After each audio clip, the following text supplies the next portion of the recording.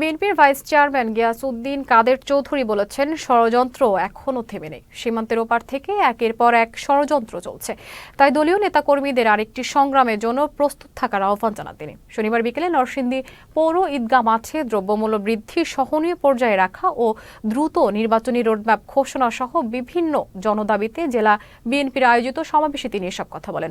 বিএনপির কেন্দ্রীয় যুগ্ম মহাসচিব খায়রুল কবির খোকনের সভাপতিত্বে সমাবেশে বক্তব্য রাখেন বিএনপির ঢাকা বিভাগীয় সাংগঠনিক সম্পাদক কাজী সাইফুল আলম বাবুল সহ সাংগঠনিক বেনজির আহমেদ চিটু ও নজরুল ইসলাম আজাদ সহ অনেকে। আপনারা প্রস্তুত থাকুন, এখানে সবকিছু শেষ হয়ে যায় নাই, আরো আমাদের কাছে ত্যাগ স্বীকার করতে হবে। ষড়যন্ত্র ওই সীমান্তের ওই পাড়ের থেকে চালিয়ে যাচ্ছে। ওই বজ্জাত মহিলাকে আশ্রয় দিয়ে হিন্দুস্তান যে অপরাধটি করেছে সেই অপরাধ ক্ষমাযোগ্য নয়।